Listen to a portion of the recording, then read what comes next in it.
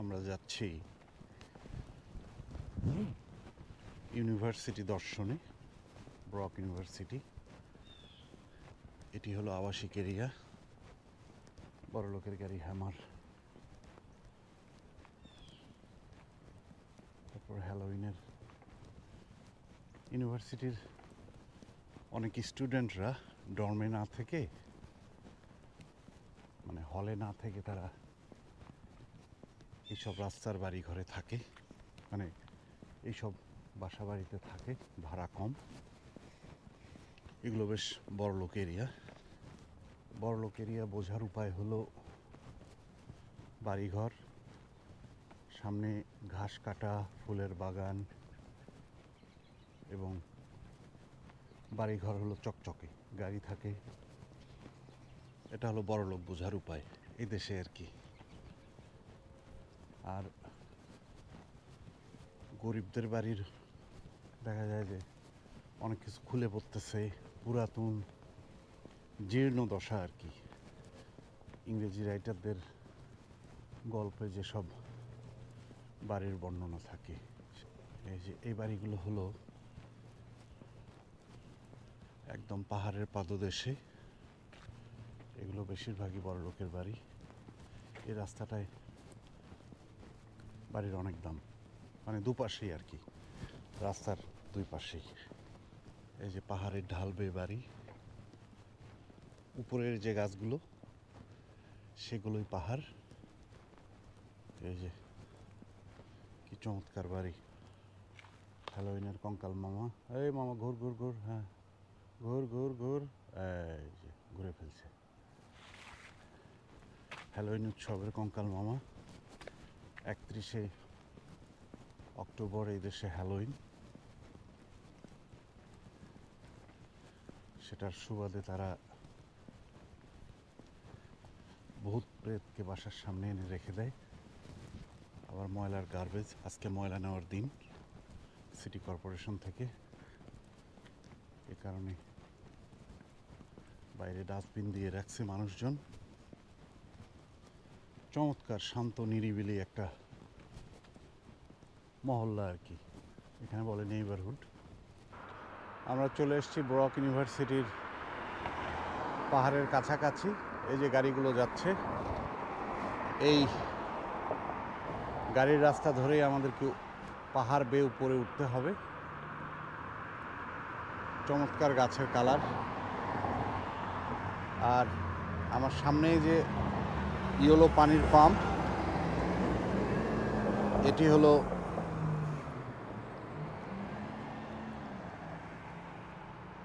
যে কোনো সময় যদি আশেপাশে আগুন ধরে, এখান থেকে পানি নিয়ে, ফায়ার সার্ভিসের ট্রাক এখান থেকে পানি নিয়ে আশেপাশে আগুন নেভাবে। একদিন এটার হিস্ট্রি আমি দেখলাম যে প্রায় এটা 1800 শতকে তারা এটাকে ইনোভেট করে মানুষের জানমালের নিরাপত্তায়। আমাদের অনেক বড় বড় রাজনীতিবিদরা দেশের বাইরে ছিলেন বহু বছর ধরে, তারা এগুলো সবই দেখেছেন, পৃথিবীর বিভিন্ন দেশে চা কফি খেয়েছেন, কিন্তু এগুলোকে ইনোভেট করতে হবে বাংলাদেশের মানুষের জন্য, এই সামান্য চিন্তাটুকু তারা করতে পারেননি।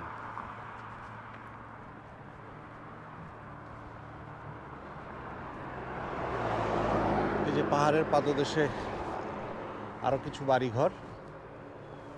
ওই অক্টোবরের এখানকার সবচেয়ে যেটা মজার বিষয়, মানে ইউরোপ, আমেরিকা, কানাডা, অক্টোবরে এদের রং, এই যে গাছপালার হলুদ লাল রং, এটা হলো অক্টোবরের সবচেয়ে গুরুত্বপূর্ণ বিষয়। এই ফাঁকা জায়গাটা, এখানটা একটা চার্চ ছিল, সেটাকে ভেঙে ফেলেছে। আমি জানি না জায়গাটা কে কিনে নিয়েছে, আমার ইচ্ছা ছিল কেনার, কিনে এখানে একটা গাঁজার দোকান দিতাম, টাকা পয়সা থাকলে ছেলেপেলেরা গাঁজা খেত।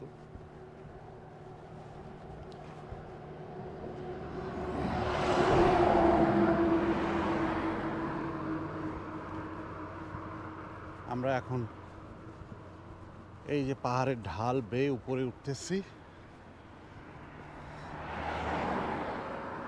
এই ইউনিভার্সিটিতে পড়তে গেলে এই পাহাড় বেয়ে আপনাকে অবশ্যই উপরে উঠতে হবে।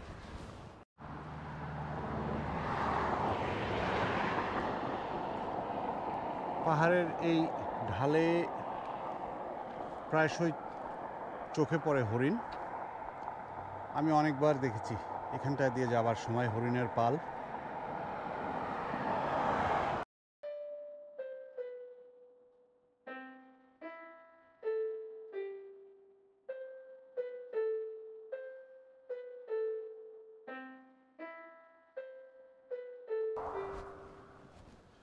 এরকম পাথর দেখে নাকি পৃথিবীর বয়স অনুমান করা যায়, যারা এগুলো নিয়ে কাজ করে আর কি, ফরেনসিক আর্কিওলজিস্ট।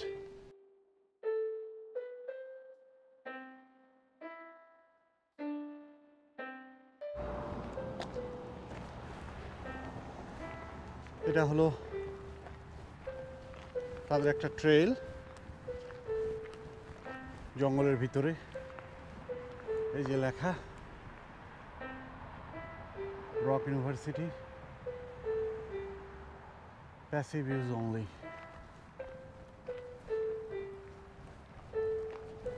এটা হলো ব্রুস ট্রেল, ব্রুস ট্রেলের একটা পার্ট। এই যে এখানে লেখা an access point for the Bruce Trail. Bruce Trail প্রায় 1100 কিলোমিটার বলতে হবে, 1100-1200 কিলোমিটার। মানে কেউ যদি চায়, এই যে চমৎকার, কেউ যদি চায় সে ব্রুস ট্রেলের কিছু অংশ হাঁটা বা সাইকেলিং করা সে এটাতে করতে পারে।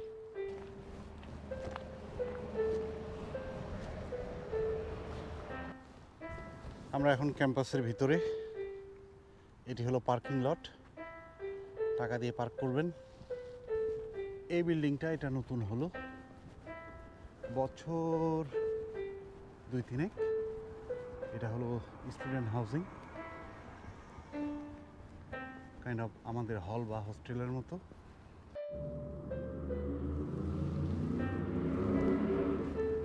এই যে স্টুডেন্ট হাউজিং এর যে আর একটি পার্ট।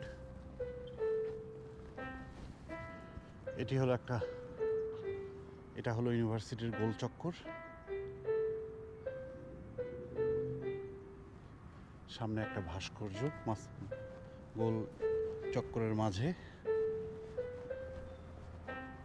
এই গোল চক্করটার নাম সুজান রোজন বার্নেট সার্কেল। মানে এমনি করে গুগলের ম্যাপ বলে আর কি, কি সুন্দর করে বলে মহিলাটা। গুগলের ম্যাপ দিয়ে আসলে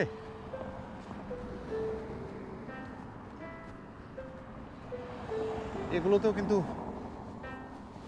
মানে সচরাচর হরিণ ঘুরে বেড়ায়, ঘাস খায়, বিশেষ করে রাতের বেলা। এই যে আবার সেই পানির পাম্প, আগুন নেভানোর 1800 সালের জিনিস, যেটা এখন পর্যন্ত আমাদের বাংলাদেশের বিজ্ঞানীরা আবিষ্কার করতেই পারেননি। পুরোটা পার্কিং লট, টাকা দিয়ে আপনাকে গাড়ি পার্ক করতে হবে। এদের একটা জিনিস, টাকা ছাড়া কোনো আলাপ নেই। পার্কিং দেখা গেল, আর বেশিরভাগ ক্ষেত্রে স্টুডেন্ট যাদের গাড়ি থাকে সেগুলো ভর্তির সময় তারা টাকা কেটে নেয় অনেক সময়। আর টাকা কেটে না নিলে টাকা দিয়ে গাড়ি পার্ক করবেন না। $10 পার্কিং, $75 ফাইন করে রেখে দেবে। আর আপনি ভাবলেন যে আমি ফাইন দেব না, ওই ফাইন আপনার নামে সারা জীবন থেকে যাবে চক্রবৃদ্ধির সুদের হারে। $75 এক সময় গিয়ে হয়ে যাবে, দেখা যাবে $700। এটা তাদের একটা ভাস্কর্য টাইপের। আর এই কাচের বিল্ডিংটা, এটাই হলো গুডম্যান বিজনেস স্কুল।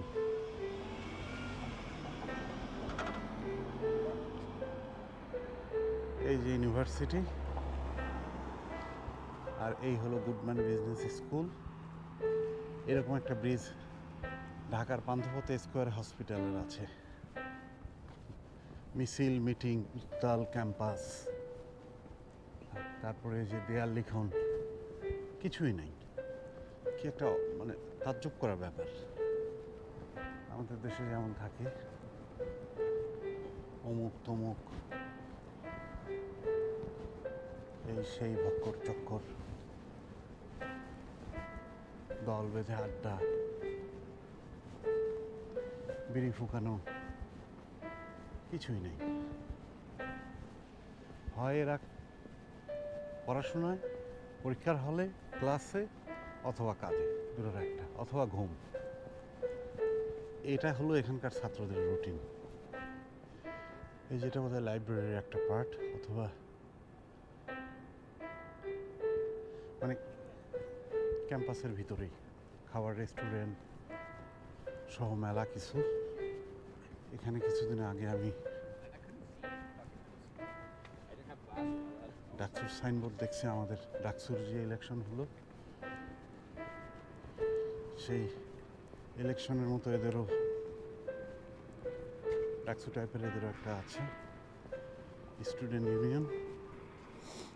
এই যে এইগুলো হলো coffee, sushi, wrap bowl service, Brock university student union, খাবার দোকান এবং সাইনবোর্ড। তো আমাদের ডাকসুর নেতারা যেমন নেতা হলে গাড়ি, কয়েক কোটি টাকার ব্যবসা বাণিজ্য, বহু কিছুর মালিক বনে যায়, এখানে আসলে তেমনটা নাই। মানে এখানে কেউ চেনেই না। এই ইউনিভার্সিটিতে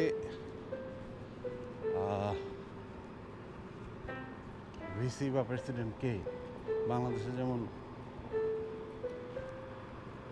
ভিসি সাহেব অমুক বলেছেন, তমুক বলেছেন, একদম এ জীবনে শুনিনি এদেশের, মানে এই ইউনিভার্সিটির ভিসি। এতদিন পাশে থাকলাম যে ওনার কোনো কথা পত্রিকায়, টিভিতে, নিউজে, সাক্ষাৎকারে এসেছে, কেউ চেনে কিনা সন্দেহ। এই যে এটা হলো তাদের বিশাল লাইব্রেরি ভবন।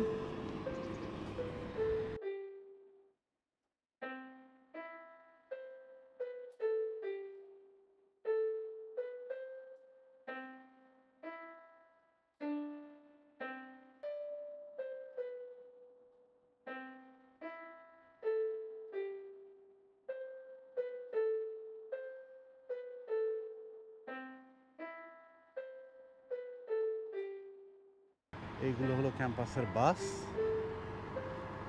ছাত্রছাত্রীরা দূর দূরান্ত থেকে এই ক্যাম্পাসের এই বাসে চলে আসে। ভর্তির সময় এগুলো টাকা পয়সা সব নিয়ে নেওয়া হয়। আর ইনি হলেন স্যার আইজ্যাক ব্রক। ইনি ব্রিটিশ ট্রুপসের মেজর জেনারেল ছিলেন।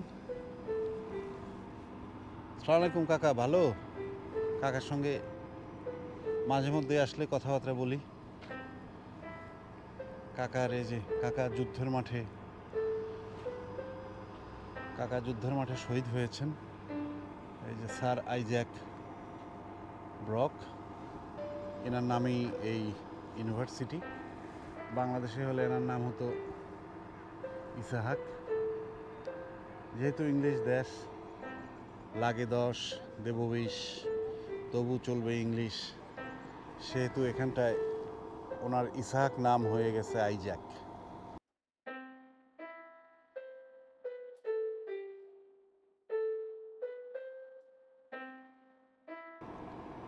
এই হলো কাকার মনুমেন্ট।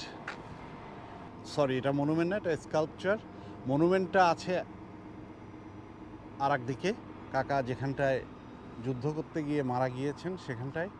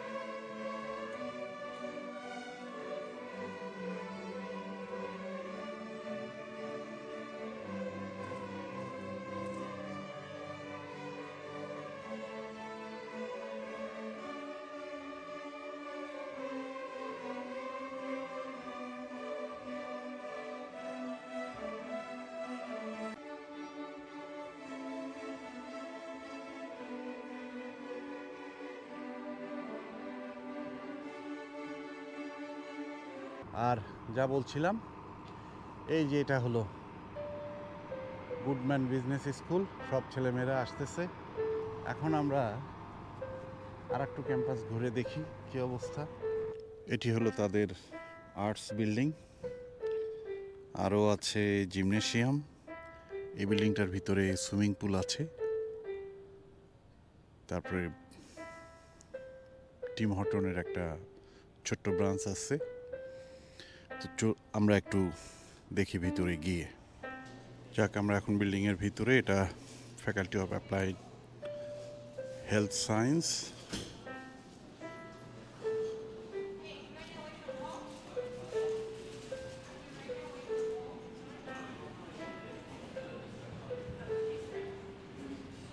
এটি হলো বসার জায়গা।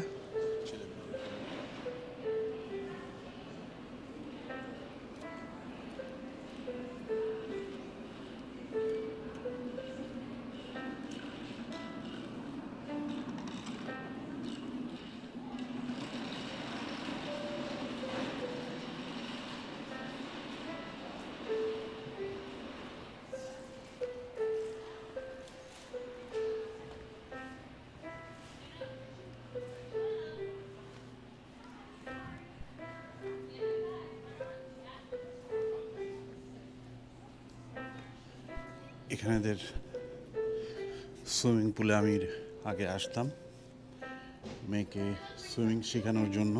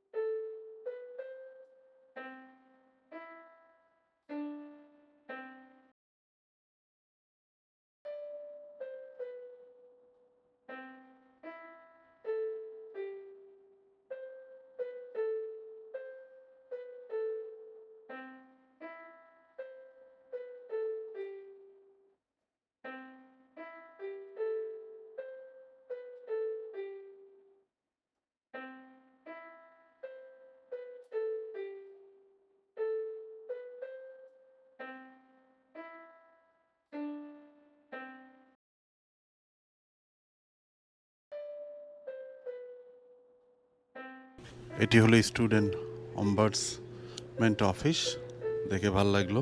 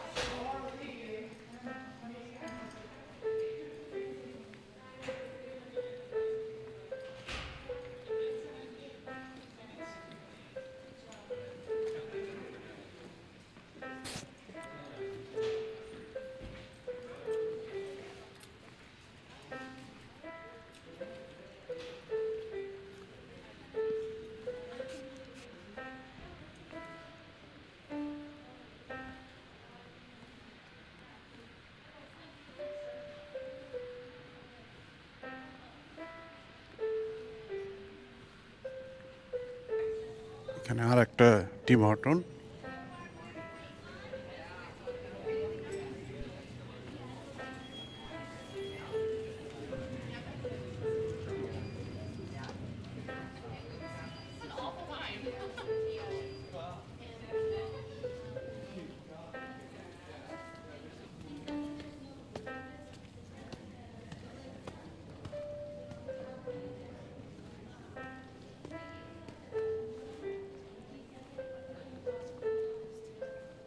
আমি কোন দিক দিয়ে ঢুকে কোথায় আসলাম নিজেও বুঝলাম না।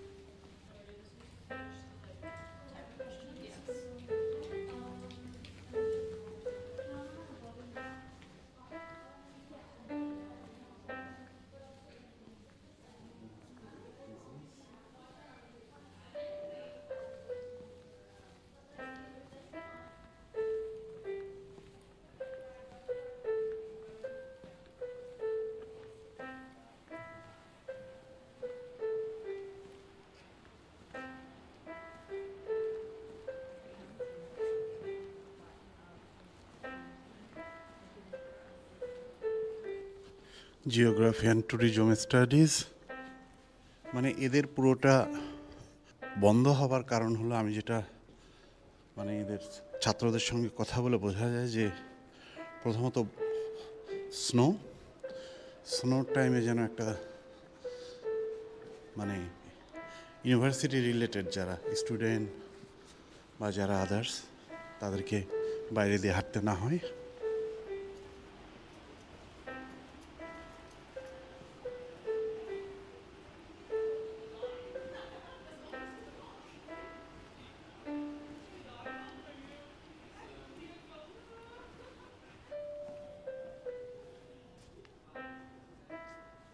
ডিপার্টমেন্ট অফ আর্থ সায়েন্স, অনেকগুলো পাথর এখানে।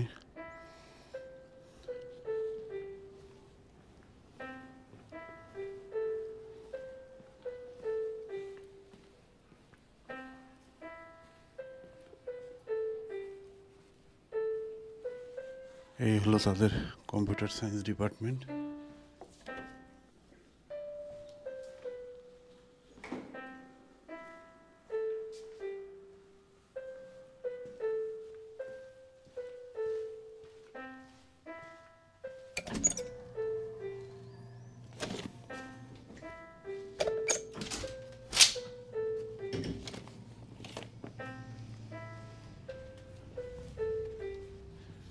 বেরোয় আসলাম সেই আবার কাজ বিল্ডিংয়ে।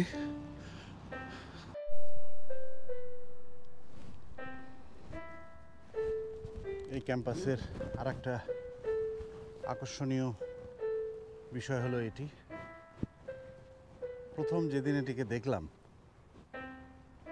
আমার মনে হয়েছিল যে একটা হলো আমাদের ছোটবেলার আমার বন্ধু চয়নের মামার সেই রকেটটা, যেটা দিনাজপুরের কোথাও 3 বিঘা জমির উপরে ল্যান্ড করত, সেই ছোটবেলার গল্পের সেই রকেটটা।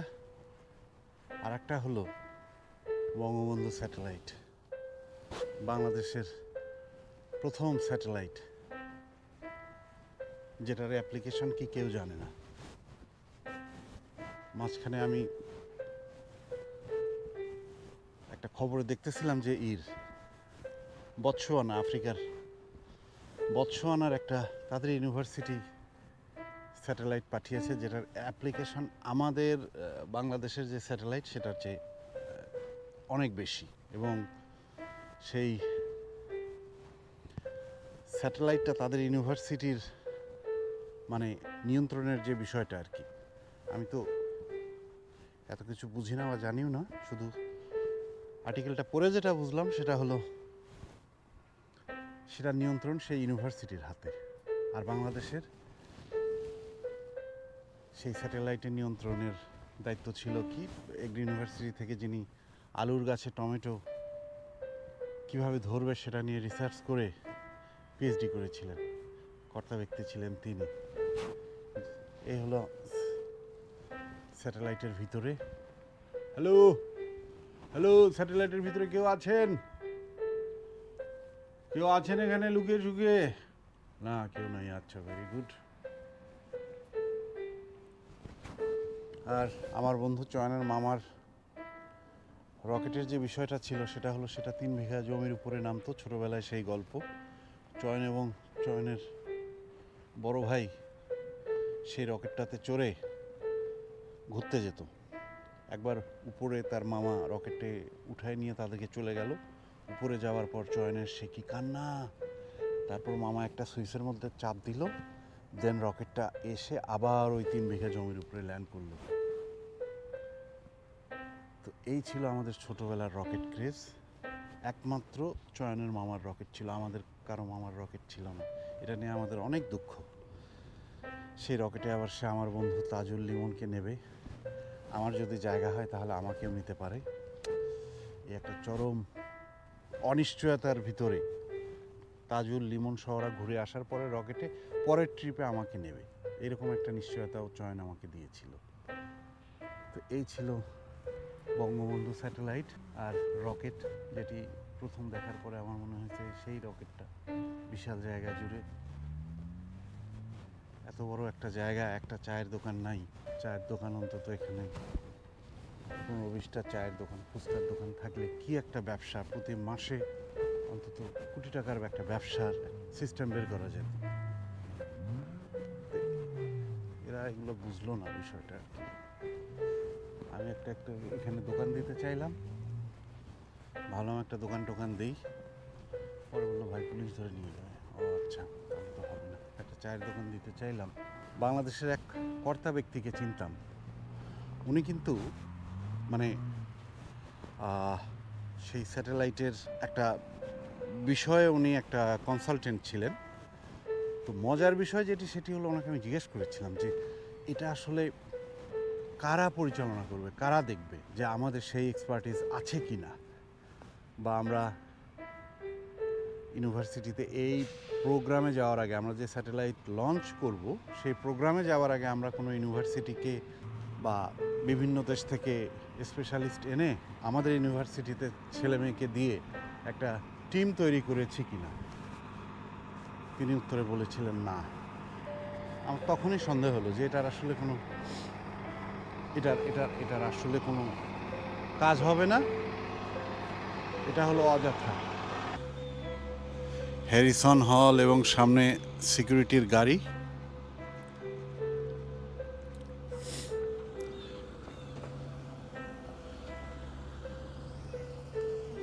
আমরা যে বিল্ডিংটার ভিতর থেকে শুরু করেছিলাম আর কি হাঁটা, বের হয়ে আসলাম। বের হয়ে এসে ক্যাম্পাসের সিকিউরিটির গাড়ি, লেখা স্পেশাল কনস্টেবল। বাংলাদেশে যদিও কনস্টেবলকে খুব একটা মূল্যায়ন করা হয় না, এখানে এক কনস্টেবলের বিশাল পাওয়ার। এই যে এগুলো আশেপাশে সবগুলোই স্টুডেন্টদের হল। সামারে এই পার্কিংটাতে গাড়ি ফ্রি পার্ক করা যায়। আমরা এখানটায় গাড়ি পার্ক করে এই মাঠটাতে ফুটবল খেলি। এটা হলো আমাদের একটা বলা যায় যে ফুটবল খেলার মাঠ। এবং এই যে হলে স্টুডেন্ট বা সার্ভিস ওয়ার্কার তাদের গাড়ির পার্কিংয়ের চার্জার, যদি যারা ইলেকট্রিক গাড়ি ব্যবহার করে তাদের জন্য।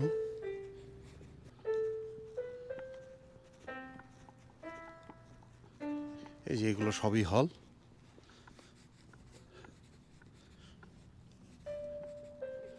এখানে ওই যে থাকে না যে গেস্ট রুম, র্যাগিং, এগুলো কিচ্ছু নাই। আর এর আগে যে আমরা ক্যাম্পাস সিকিউরিটি দেখলাম, মানে এ থেকে মানে চুন থেকে পান খসলে তারা এসে হাজির হয়ে যায় ক্যাম্পাস সিকিউরিটি পুলিশের আগে।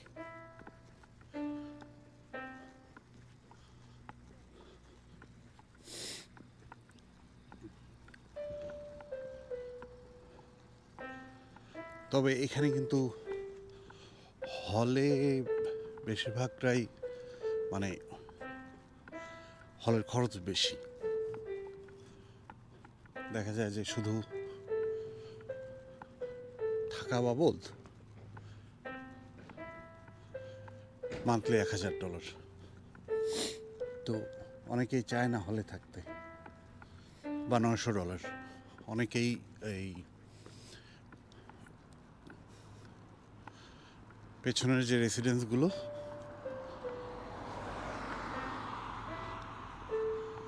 সেখানটায় থাকে আর কি, প্রাইভেট বাসা বাড়িতে ভাড়া নিয়ে $500-600 বা $700।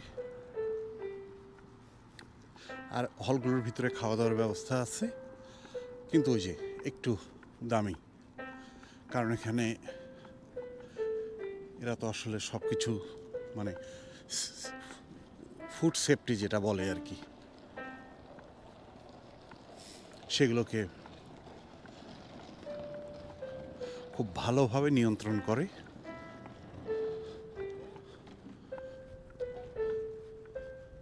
কোন টেম্পারেচারে গরম খাবার কোন টেম্পারেচারে থাকবে, ঠান্ডা খাবার কোন টেম্পারেচারে থাকবে।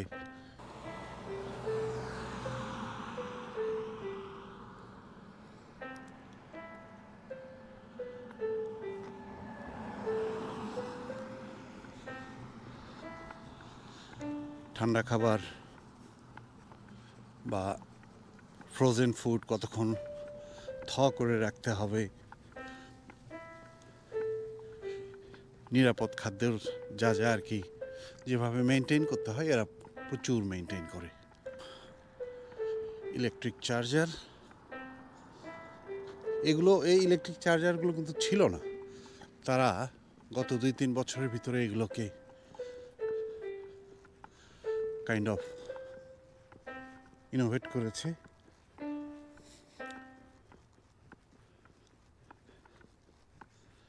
ইনোভেট বলতে যে নতুন করে তারা এগুলোকে বসিয়েছে আর কি, ইনোভেট বলতে যে নতুন করে তারা এগুলোকে বসিয়েছে আর কি। মানে হলের সভাপতি, এই যে এরকম হল, সভাপতি, সেক্রেটারি, প্রেসিডেন্ট, তার জন্য আলাদা রুম, মানে বিলাসী জীবনযাপন। তারপর একবার হলের প্রেসিডেন্ট থেকে সেন্ট্রালের প্রেসিডেন্টে যেতে পারলে বা হলের প্রেসিডেন্ট হলেই টাকা পয়সা যে ভূতে জোগাবে, মানে কোথার থেকে কোটিপতি হয়ে যাবে কেউ জানে না, এগুলোর বালাই নেই। বঙ্গবন্ধু স্যাটেলাইটের পাশে এসছি, তারপর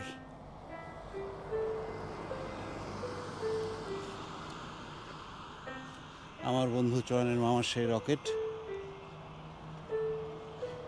এগিয়ে যাচ্ছে ক্যাম্পাসের বাস। ক্যাম্পাসের বলতে এই বাসগুলো ক্যাম্পাসের আদৌ না, কিন্তু সরকারি বাস, তারা ক্যাম্পাস হয়ে যায়। যে যে প্রান্ত থেকে ছাত্ররা আসা যাওয়া পুরোটা এই সরকারি বাসগুলোর দায়িত্বে। ঢাকা ইউনিভার্সিটির লাল বাসের মতো। তবে হ্যাঁ, এগুলোর জানালায় বসা যায় না, দরজায় দাঁড়িয়ে হেল্পারি করা যায় না।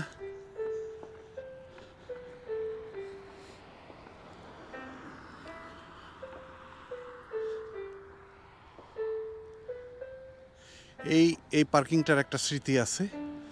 সেই স্মৃতিটা হলো আমরা একবার এই পার্কিংটাতে ক্রিকেট খেলতে আসলাম রাতের বেলা, লাইটিং টাইটিং সহ ক্রিকেট খেলতে আসার পরে তাদের হঠাৎ করে তাদের এক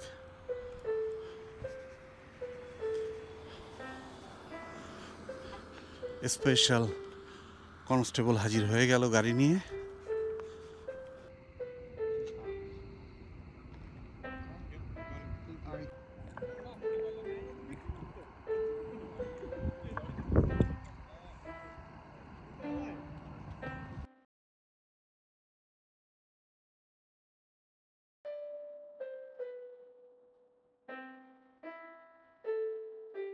সেই স্পেশাল কনস্টেবল আমাদের খেলা বন্ধ করে দিল।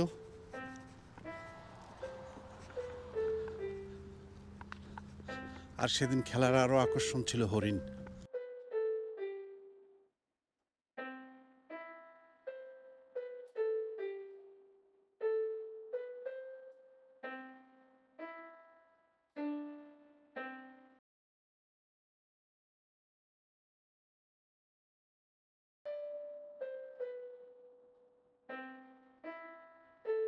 যেটা আগেই বলছিলাম যে এই ক্যাম্পাসে প্রচুর হরিণ ঘোরাফেরা করে।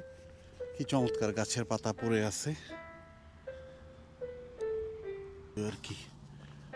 কি ফল হতে পারে? মারানি ফল। হ্যাঁ, যেহেতু নাম জানি না, যে ফলের নাম জানি না সেই ফলের নাম হলো মারানি ফল। এটা হলো তাদের এনভায়রনমেন্টাল সাস্টেইনেবিলিটি রিসার্চ সেন্টার। এই যে রিসার্চ সেন্টারের বিল্ডিং। এদের আর একটা বড় রিসার্চ সেন্টার আছে।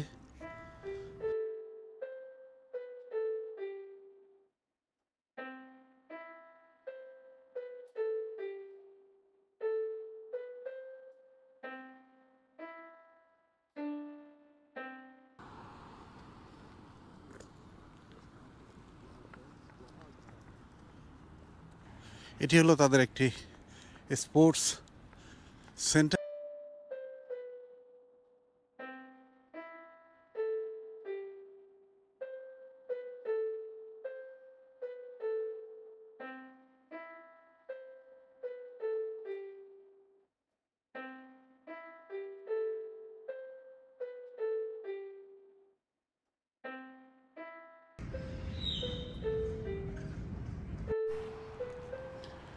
এই যে সামনের বিল্ডিংটাতে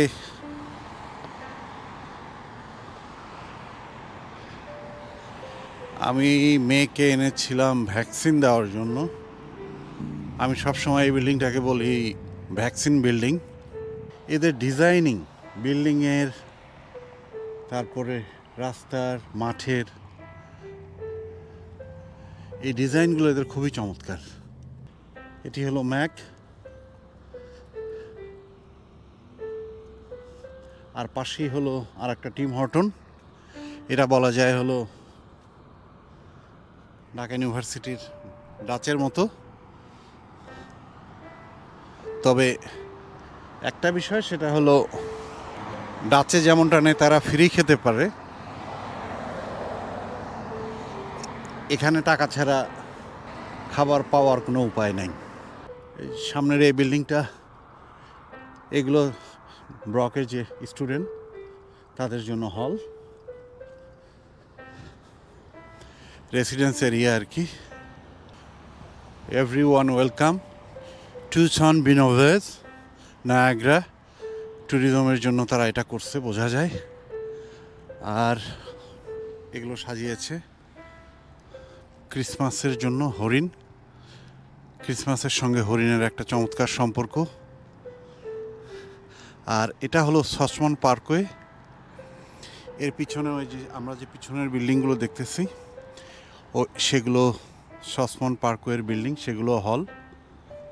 আর এখানে আর একটু এগিয়ে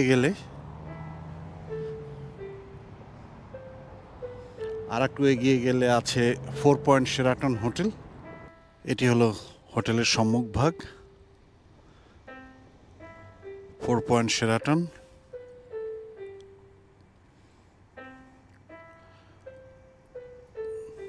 এই হোটেলের পাশেই হলো ইউনিভার্সিটির এই যে হল।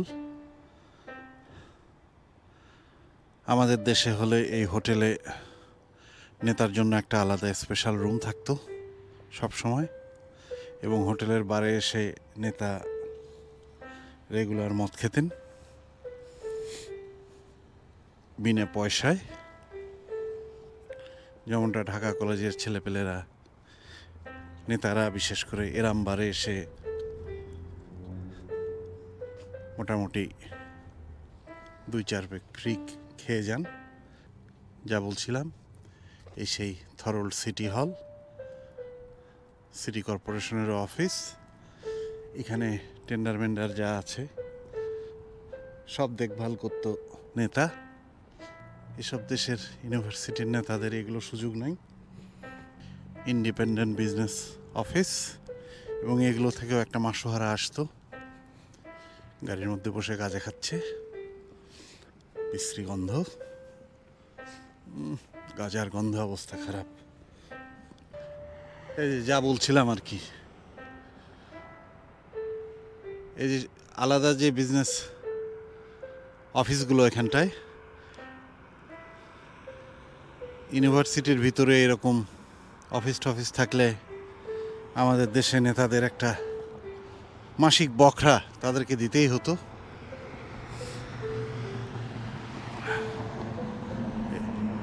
এগুলো হল, আর এই যে হলের পাশে দিয়ে রাস্তা দিয়ে গাড়ি চলতেছে, এগুলোর জন্য বখরা অবশ্যই নেতাদেরকে দিতে হতো, না হলে গাড়ি চলতো না। এই যে এখানে চাপ দিলে, এই যে চাপ দিলাম,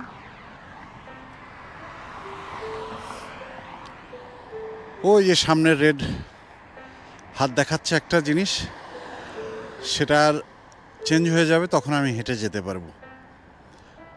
আমি মানে অনেক উন্নত দেশ থেকে আসা, যেহেতু আমাদের এক সময়ের সরকার, আপার সরকার বলতো, আপার সরকারের মন্ত্রীরা বলতো যে তাদের কাছে, তাদের সঙ্গে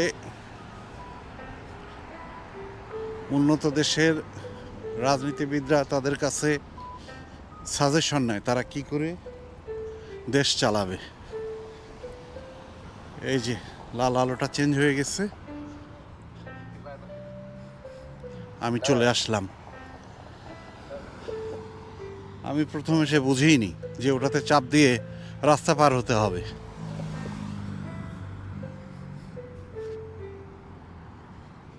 এই যে এগুলো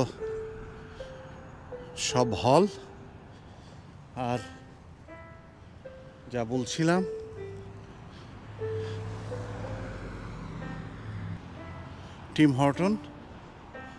টিম হর্টনের পার্কিং। এই হলো টিম হর্টন, আর একদিকে ম্যাক। এই যে তাদের বিলবোর্ড। এই হলো ম্যাক, এই হলো টিম হর্টন। মোটামুটি যারা হলের খাবার পছন্দ করে না বা খেতে চায় না, তারা এসে এখানে খেতে পারে।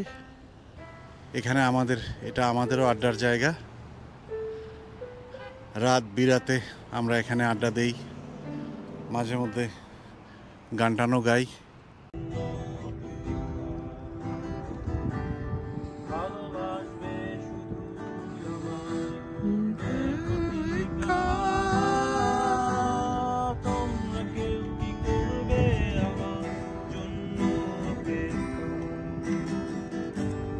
ভালোবাসবে শুধুই আমায়, করবে প্রতিজ্ঞা। ভালোবাসার আগে নিজেকে নিও বাঁধিয়ে, আমার মনের মতো।